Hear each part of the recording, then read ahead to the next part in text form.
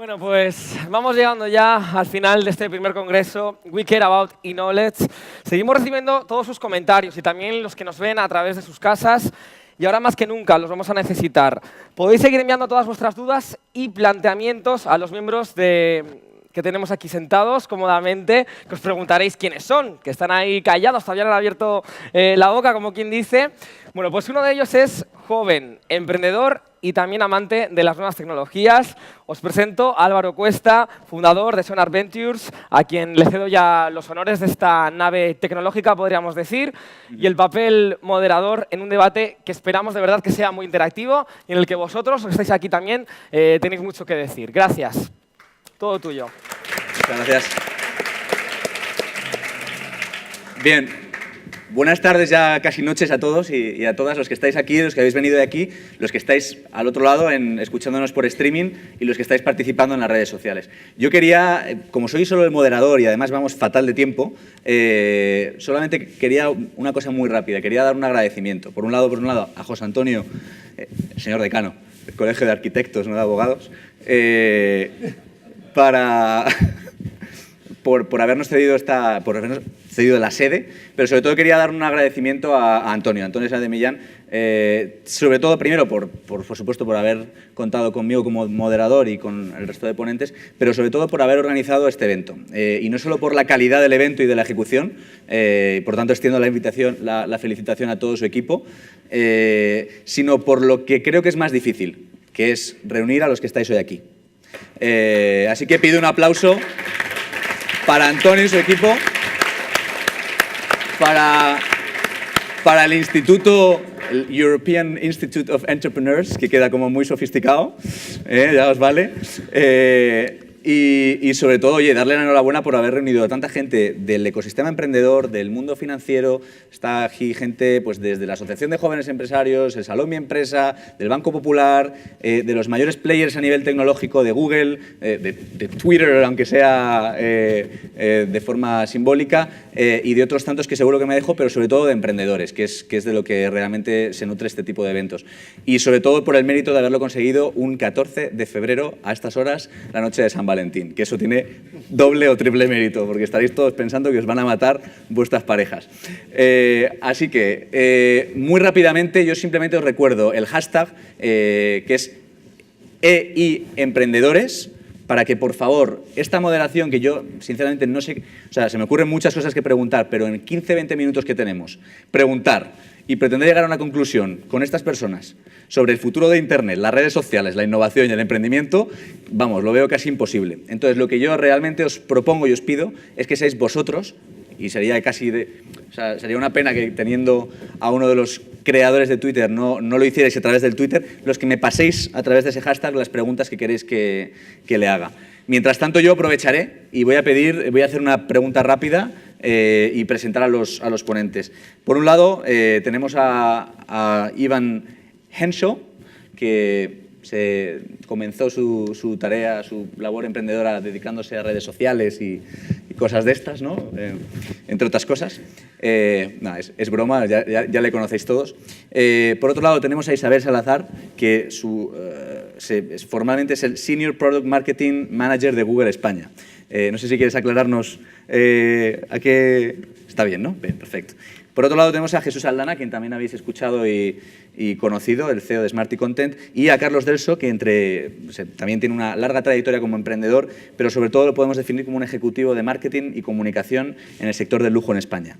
Entonces, vamos a ver cómo podemos concretar el debate lo más fácil, lo más ágil posible. Yo sugiero lo siguiente. Por un lado, que me digáis cuáles son para vosotros, en un minuto, un elevator pitch de cuáles son las conclusiones que para vosotros tiene este congreso en lo que supone las redes sociales aplicadas al emprendimiento. Si quieres, puedes comenzar, Carlos. Yo creo que más allá de las redes sociales aplicadas al emprendimiento, yo me llevo de aquí lo que significa emprender y me quedo con una de las frases que para trascender, acabo de tuitear hace un ratito, al emprendedor hay que dejar un legado, y es el legado que nos ha dejado Steve Jobs. Entonces yo creo que cuando estamos emprendiendo, y Jesús ha hecho muchos emprendimientos a lo largo de toda su carrera profesional, lo que tenemos que buscar no solamente es emprender para luego vender o para luego capitalizar. Yo creo que en un momento determinado tenemos que vencer el miedo a la palabra de ser empresarios y dejar de ser emprendedores y convertirnos en empresarios, porque es como se genera riqueza, y es lo que hizo Steve Jobs, y nadie se mete con Steve Jobs o con la gente de Google. Luego, yo creo que esto es importante. Hay que trascender al emprendimiento, hay que convertirse luego en un empresario, porque así luego el día pues probablemente dejemos legado y dejemos marcas tan bonitas como Apple. ¿Y las redes sociales para qué sirven? Para comunicar todo esto y para poderlo compartir con todos vosotros. Estupendo. Muy bien. Iván, ¿querías decir algo? Una cosa que yo noté cuando estamos diciendo pasar emprendedor a empresario y toda esta cosa, es muy fácil de fuera ver Silicon Valley en un lugar súper capitalista, y pero es una forma de capitalismo más cooperativa que ver de fuera. ¿Viste? Siempre te dedica 15% de la empresa para sus trabajadores. Para ellos está aliado el mismo con todo el resto del equipo. Entonces, es una forma de decir, los trabajadores que están trabajando juntos para armar estos, va a beneficiar también. Entonces, es muy importante que tiene la perspectiva que va a trabajar juntos, que trabajar en el mismo camino, que es importante. Yo lo vi, nuevos emprendedores acá, que no quieren dar 15%, quieren todo para ustedes.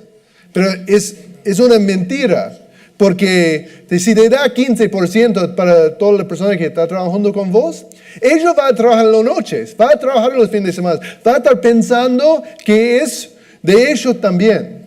Y es muy importante de pensar, si estás emprendiendo, es un negocio, sí, debe ser rentable, sí, debe crecer, sí.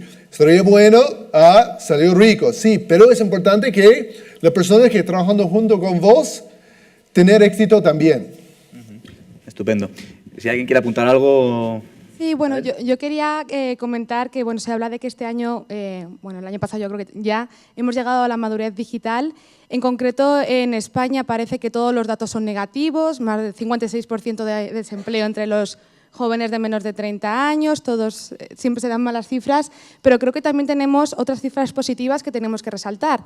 En España la penetración de Internet se acerca al 70%, somos el segundo país europeo con mayor penetración de smartphones, con un 55%, y somos sobre todo seres sociales.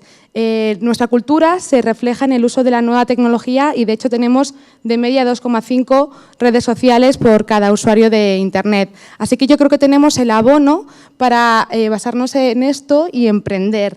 También quería dejar el mensaje de que parece que para emprender siempre tienes que súper innovar, y parece que si no tienes una empresa de nanotecnología, pues no eres emprendedor o no eres innovador. Y yo creo que tenemos que pensar en que emprender puede ser reinventar un negocio también tradicional, ¿no? Y darle un giro y basarnos en herramientas democráticas a las que todos tenemos un poquito más de acceso, aunque no tengamos fondos, y al lanzarnos a ello, ¿no? Ahora mismo se habla mucho, por ejemplo, de los artesanos digitales.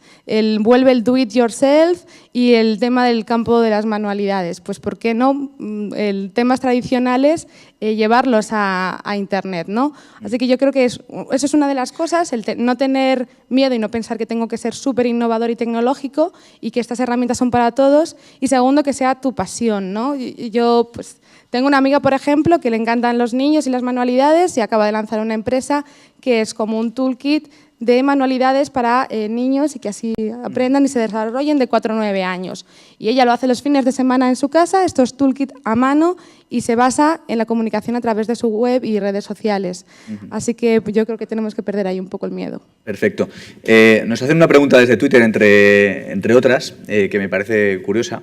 Me dice oye, Rubble, que es el usuario de Ivan, dice, está muy bien fracasar muchas veces, pero ¿de dónde sacaste el dinero para emprender tantos proyectos? Bueno, yo siempre estaba probando diferentes formas. Mi primera empresa, yo estaba en la universidad y había un programa de universidad para ayudar emprendimientos locales. Entonces, recibí unos subsidios de la universidad para la primera versión. Y después tuve suerte tener éxito en el verano de esto y un venture capital conectado a la universidad me ayuda a encontrar a unos ángeles que no saben nada de tecnología, eran dueños de una fábrica. Pero ellos quieren aportar emprendimiento de los jóvenes local. Esta fue mi primera inversión. El otro fue hacer consultoría a una tecnología. Yo probaba hacer inversión de ángeles, probaba hacer versiones de venture capital, probaba innovar dentro de empresas grandes, Palm y Yahoo, probaba hacer una empresa consultora, eso. Yo siento como probé todas las posibilidades de innovar y ninguna es mejor. Todos son desastres, todos son difíciles, todos tienen malas ventajas. Pero es una forma de buscar. Por ejemplo, acá en España tiene mejor ambiente a aprender que otros lados. El lugar peor que yo encontré para emprender es Buenos Aires. Argentina tiene un gobierno que está contra emprendimiento total. Tiene una forma de no puede pasar plata por el país, no puede usar, no puede viajar, no puede usar dólares, que no puede. Pero ellos tienen algunas empresas tecnológicas hechas ahí de emprendedores de alta calidad que están luchando contra mucho más que todo el otro mundo. Entonces, si tienes ganas y tienes motivación, hay camino. Fenomenal. Otra pregunta que quizá volvemos a Isabel, podemos empezar, pero podemos contestar todos muy rápidamente porque vamos mal de tiempo. Preguntan básicamente qué pueden hacer las redes sociales y en concreto entiendo que en tu caso es Google Plus o Google Plus, como lo llaméis allí, por las pequeñas empresas y los autónomos, básicamente por los emprendedores o empresarios. Sí, yo creo que cuando una persona quiere emprender, las relaciones sociales, la gente que puedas conocer es muy importante.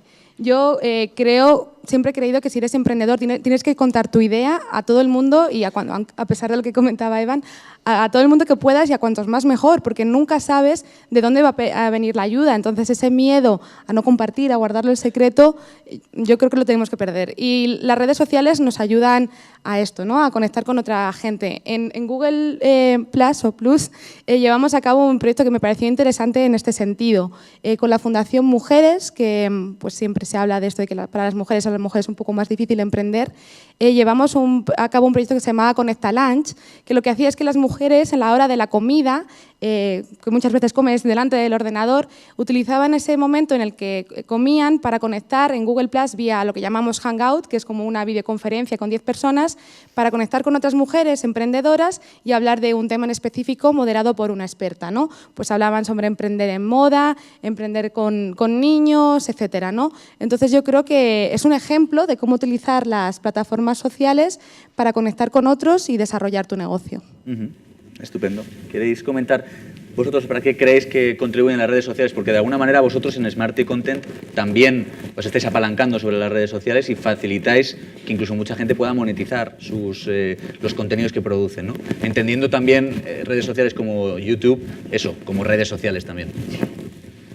Bueno, primero tengo que puntualizar un comentario tuyo que está muy bien y es que no puedo obviarlo porque es algo que venimos sufriendo los que hemos emprendido en Internet desde el año 98.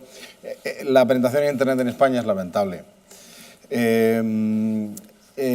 Tenemos la misma penetración que Letonia y que Lituania desde hace varios años. En el año 2000 los países nórdicos estaban ya prácticamente en penetración televisión, el 98%, y está muy bien tener una penetración grande de smartphones, pero tampoco hay todavía un caldo de cultivo real económico para que las empresas puedan, como dice Carlos, convertir ideas en legados y sobre todo en riqueza. Y no olvidemos de que está muy bonito todo lo que hicimos aquí, contar historias divertidas, pero al final ahí fuera hay 7 millones de parados y los que estamos aquí creo que la mayoría de nosotros, no lo sé, tenemos un sueldo más pequeño o más grande.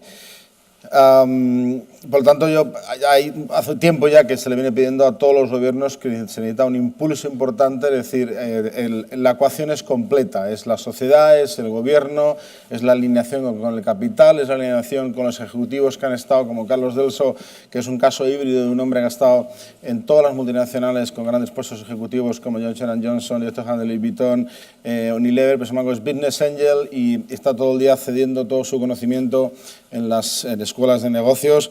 Falta todavía una integración absoluta del concepto de emprender a todos los niveles y no en nichos o compartimentos estancos. En cuanto a la utilización de las redes sociales, bien, Smarty Content es un proyecto que lo que pretende es hacer de la videoalización, es decir, la llegada del vídeo, un concepto más democrático. YouTube y más tarde Google, cuando adquirió YouTube, abrió un camino histórico, pero está bajo un paraguas de una compañía que tiene una hoja de ruta en la que hay muchas cosas que ha aportado a la sociedad, pero tiene la elección de sus prioridades según le dicte, no un fin social sin ánimo de lucro. Entonces, hay otra necesidad en la calle adicional a las que ya ha cubierto YouTube, que es la posibilidad de subir tus contenidos ahí, bajarte los reproductores para tener vídeo, que es que todo el mundo pueda tener todo este fenómeno de videobloggers que hay en Estados Unidos y que responde al mismo espíritu que las redes sociales, que es que yo quiero comunicar. El usuario de los medios de comunicación ya hace mucho tiempo que no es un espectador pasivo. Las redes sociales son la versión moderna de cartas al director, sí, de los periódicos de toda la vida, y esto tiene cientos de años, ¿no? Bueno, 30 años, bastante desde que se hizo la primera rotativa.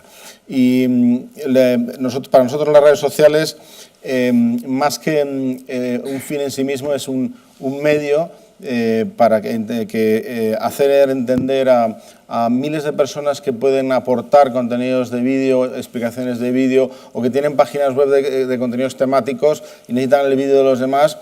Generarles un marketplace donde pueden tener una tecnología que se adapta a sus necesidades, totalmente customizable y gratis, porque contratar tecnología de vídeo sin utilizar simplemente la herramienta de YouTube, que es fantástica, es muy cara. Acceder a contenidos de otros también es caro y complicado a veces, ¿no? Y sobre todo, al final, mucha gente está creando pequeños medios de comunicación, los grandes mass media están desapareciendo y van a desaparecer. Y esto va a ser una gran polinización, y el mayor ejemplo de la sociedad lo tenemos en la red social, es decir, todos somos un medio de comunicación en nosotros mismos. Twitter es el mayor ejemplo de ello. Nosotros hemos descendido esto al nivel del vídeo, es decir, cualquiera pueda tener un escaparate donde grabarse y emitirse al mundo, y puede ponerlo en YouTube, pero puede tener la necesidad o la idea de tener su propio web TV personal o adaptarlo en múltiples funcionalidades, en un apps de móvil o en un web TV con una herramienta que sea plug and play tan sencilla de utilizar como un PowerPoint. Y además gratis. Esa es nuestra idea. Fenomenal. Me pide el señor decano que quiere... El José Antonio Granero es mucho más fácil. Yo quería decir una cosa, porque me parece, en muchos de estos foros siempre aporto una visión, y me pasa cuando se habla de Smart Cities, y yo digo que la Smart City es Atenas, Roma, ya eran Smart Cities, y me pasa en este foro cuando mezclamos innovación con tecnología. La innovación, la definición de innovación es creatividad aplicada que aporta valor. La tecnología es un medio, pero la innovación no está en la tecnología. Apple es la empresa que menos invierte en tecnología. Apple compra tecnología. Apple lo que hace es detectar necesidades y diseñar productos, y la tecnología se la compra a Samsung y no desarrolla tecnología. La tecnología, por tanto, es un medio, es una herramienta. Pero a mí lo que más me ha interesado de muchas de las cosas que se han dicho, y me parece que en eso tenemos que hacer hincapié, es que hemos hablado de... Evan ha estado explicando el modelo de Silicon Valley y qué ocurre en Silicon Valley y cuál es ese modelo americano. Por otro lado, tenemos el modelo del desarrollo productivo muy rápido, copiando de China. ¿Y Europa qué es? ¿Y España qué es? ¿Va a ser el modelo americano de Silicon Valley o va a ser el modelo chino? Lo que sí hemos visto es que en Madrid uno de los últimos proyectos importantes que se planteaba se llamaba Eurovegas. A nadie se le había ocurrido hablar de Euro-Harvard o de Euro-Silicon Valley. Yo creo que Europa y España, su futuro está en el conocimiento. Y si no apostamos por el talento y por el conocimiento, estaremos muertos, pero en España y en la vieja Europa. Entonces, esa apuesta por el talento y por el conocimiento, que es una de las cosas que a mí me resultaron atractivas desde el primer momento cuando se planteó el proyecto del EIE, del European Institute for Entrepreneurship, ese conocimiento y ese talento tiene evidentemente una herramienta en la tecnología, en las redes sociales, pero la tecnología pasa muy rápido. Es decir, un chaval que estudia tecnología punta en la universidad, a los 5 años de acabar su carrera, todo lo que ha estudiado no le sirve para nada, salvo para tener conocimientos que le van a permitir aprender más, pero aprender continuamente.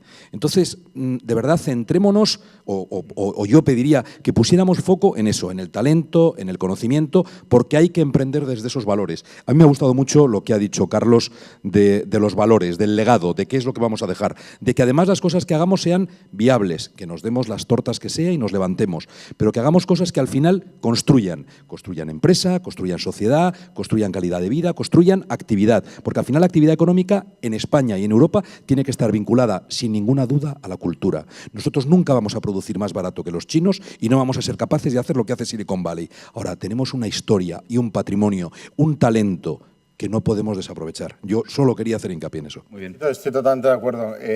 Llevo muchos años recibiendo a jóvenes empresarios para ayudar, es decir, buenamente con mis experiencias y muchas veces más indicándoles los fracasos que los éxitos. Y sí, intento recibir, el lunes recibo uno de los que han expuesto aquí, intento ayudarles en el camino y os puedo decir que desde el año 99 creo mi primera empresa de internet, en el año 2000 me la compra una compañía alemana, entonces empiezo a sentarme en una mesa donde había managers de todos los países, empiezo a ver el tejido de toda Europa, de todas las empresas que se desarrollan en internet y en general, no solo en internet.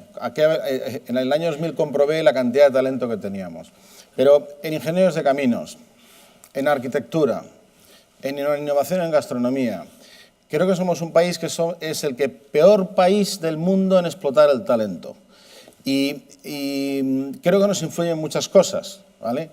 Creo que tenemos que vertebrar esa salida del talento y convertirlo en empresas, como dice Carlos, y para eso podemos seguir hablando mucho de Europa, y yo no es que sea un secesionista a Europa, al revés, pero sí digo que desde luego me pronuncio claramente porque creo que ha llegado la hora de decir la verdad. El modelo proteccionista francés es el que menos nos beneficia a todos y estamos avanzando un poquito más hacia él.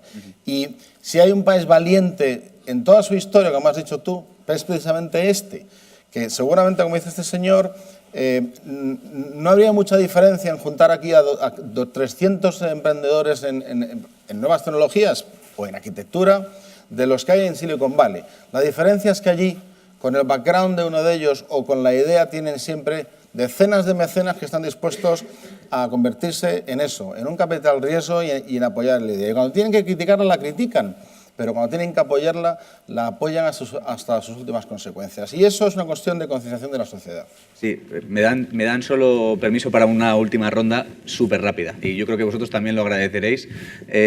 Así que simplemente a mí me gustaría, por un lado, resumir y sintetizar lo que se ha hablado en 30 segundos en este congreso. Creo que hemos hecho hincapié todos, o han hecho hincapié todos los intervinientes en algo muy importante, que es la voluntad y la perseverancia, cosa que está como un poco pasado de moda hablar de esas cosas, pero que más que nunca es necesario reivindicar.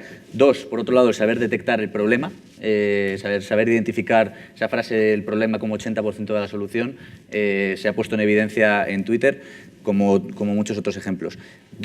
Tercero, la importancia de la cultura del fracaso. Como Twitter nace de un fracaso, pero también nace de la perseverancia. De eso que decía Picasso, de que la inspiración me llegue, pero que me llegue trabajando, ¿no? Pues a ellos les llegó trabajando y no desalentando ante el fracaso. Pero simplemente queda un factor, que es el factor idea. Entonces, a mí me gustaría preguntar a los ponentes, ¿no? Porque a veces nosotros, que yo no me he presentado como emprendedor, soy fundador de Sonar Ventures, una startup, lo que llaman una company builder, o sea, lanzamos startups, pero tenemos un componente diferencial, que es que adaptamos ideas que ya funcionan en otros sitios y para ello juntamos talento emprendedor. Y me ha llevado siempre una reflexión acerca de la verdadera importancia de la idea en el proyecto emprendedor. Y un claro ejemplo es Twitter, ¿no? Cómo nace de algo absolutamente diferente y donde lo importante fue el equipo que luego hizo que pivotase y que cambiasen radicalmente el modelo de negocio. Entonces, por resumir, me gustaría, si pudierais hacer una intervención, cada uno, de cierre también, sobre realmente la importancia que tiene la idea en un proyecto emprendedor para lograr el éxito. La idea es la semilla. Lo que pasa es que aquí hay hablamos de dos tipos de talentos. Y un talento creativo, mucho más platónico, mucho más basado en las ideas, mucho más aspiracional, que es mucho del que hemos estado hablando. Pero luego, para poner en práctica esas ideas que se convierten en empresa, hace falta el talento aristotélico. Recordar el cuadro de la Escuela de Atenas, de Rafael, donde sale Platón apuntando al cielo y Aristóteles apuntando al suelo. Y no todos somos arquitectos, lamentablemente, porque no tenemos nota de corte, yo soy de letras, y como decías tú, un arquitecto tiene una rueda delantera que es creativa y una rueda trasera que es racional. Luego, para que una idea llevarla a cabo, lo que hay que hacer es tener esa semilla que le haya hecho el talento creativo y luego apoyarse en un equipo de gente, que es lo que soy yo. Me has citado como emprendedor, yo no soy emprendedor, yo soy gestor. Es lo que estoy ayudando a Jesús, con un gestor que pueda poner en valor esa idea, que sea capaz de monetizarla, que sea capaz de venderla a los fondos de inversión, que sea capaz de tener esa lubricante que es el dinero para conjugar ese talento creativo y ese talento gestor en una gran idea, en un gran Apple, un gran Twitter, en un gran Smart Contract. Estupendo. Isabel. Sí, bueno, la verdad es que es difícil aportar más al concepto de lo importante que es la idea para un emprendedor. Repetir un poco lo que he dicho antes, que creo que la idea tiene que ser tu pasión, porque vas a dedicar muchas horas y muchas noches a esto. Entonces, si realmente no te apasiona, creo que no te puedes realmente involucrar al 100%. Y un poco quería, para cerrar, añadir lo que decía Jesús, es que cuando preguntas a un universitario en España si quiere ser emprendedor, solamente un 8% levanta la mano. Entonces, yo creo que no podemos siempre echar la culpa a las infraestructuras, el gobierno, el sistema, porque realmente España, los jóvenes, y no me queda tan lejos porque sigo siendo joven, tenemos una cultura de quedarnos en casa y esperar a que sea el gobierno o los padres los que nos ayuden. Bueno, pues ahí están las cifras de hasta qué edad nos quedamos en casa. Y creo que tenemos mucho que aprender de los países que no tienen ese miedo a salir, ¿no? Yo hace poco estuve en Israel y me leí un libro que recomiendo, que es Startup Country, que fue un bestseller que explica cómo pues la cultura israelí incita a que los jóvenes desde los 18 años tomen responsabilidades muy grandes y pierdan el miedo a arriesgarse, ¿no? Así que yo creo que esta crisis, si nos va a ayudar en algo, va a ser en que ya no queramos ser funcionarios. Muy bien. A mí no me podía gustar más para terminar que hablar de la idea. En arquitectura lo fundamental es la idea y se dice que la arquitectura es la idea construida. Se parte siempre de una idea que tiene que ser una idea fuerza. Cuando he hablado de la potencia de la idea, Evan, es fundamental. Ahora, eso no significa que cada día haya que inventar la rueda o que innovar signifique inventar continuamente. Hay muchísimas cosas hechas y se pueden utilizar esas cosas. Claro que se pueden destilar ideas, claro que se pueden mejorar cosas que ya hay hechas. No tratemos de inventar, innovar no pasa por inventar. Lo fundamental no es la respuesta, lo fundamental es saberse hacer las preguntas. El más inteligente es el que mejor sabe preguntar, no el que mejor sabe responder. Hay muchas respuestas que se pueden encontrar, lo difícil es hacerse la pregunta correcta. De manera que, idea muy importante, pero no se trata de inventar todos los días. La pregunta es muy importante, es mucho más importante qué pregunta nos hacemos que qué respuesta es la que nos damos. Y para terminar, tenía un tercer tema que esto dice lo importante de tener la idea, que la tercera se me ha olvidado. Pues piénsala mientras... Iván. Bueno, yo creo que no hay forma de enseñar cómo ser emprendedor. Es una cosa que vos necesitas aprender de su propio camino. Hay formas de ayudar gente a emprender. Hay formas de cultivar la motivación que debe tener desde dentro para subir y tomar la vía de montaña rusa, que es subidas y bajadas emocionalmente para lanzar un nuevo emprendimiento. Pero es dependiente de personas diciendo que tienen una red de apoyo, tienen ejemplos y emprender sus propias cosas y hacer fracasos para aprender. Fracasos para fracasar vale nada, pero fracasos para aprender vale mucho. Del equipo creador de Twitter, son fundadores de 30 diferentes empresas fracasos y 3 con enormes éxitos, o 2 con enormes éxitos, Square y Twitter. Y Medium, que está saliendo bien. Pero había mucho fracaso en Internet y la idea de emprender tiene una visión de cómo ir adelante y pasar por esto. El equipo no toma MBAs. El equipo no tenía educación universitaria. La gran mayoría somos dropouts. Todos. Y que estudiemos no tiene nada que ver con emprendimiento tampoco. Yo estudié física, otro literatura, otra cosa. Entonces, cuando está hablando sobre educación es muy importante y tiene educación de pensar. Tiene educación de tomar acción. Tiene educación a aprender y no un campo de conocimiento fijo porque el mundo cambia demasiado rápido. Entonces necesitamos educar para facilitar a crear nuevos mundos. Bueno, yo para acabar, una visión y una opinión sobre la idea y en mi caso, con el paso de los años, dentro de mis fracasos horrores está el haberme enamorado a veces de las ideas tanto como para que éstas te devoren. Y toda tu historia y la historia que has contado es un grandísimo ejemplo de cómo una idea puede ser que no funcione en ese momento, te lleve a otra, te lleva a otra y te lleva a otra. Y esto me lleva a la visión. Y yo creo que estamos en el final de una era en cuanto al pensamiento humano. No sé si la tecnología mañana, la biotecnología, nos va a resetear tantos genes transferidos desde el mono, pero ahora mismo es muy difícil inventar nada nuevo. Y hay una figura que me gustaría resaltar, que es la del alquimista.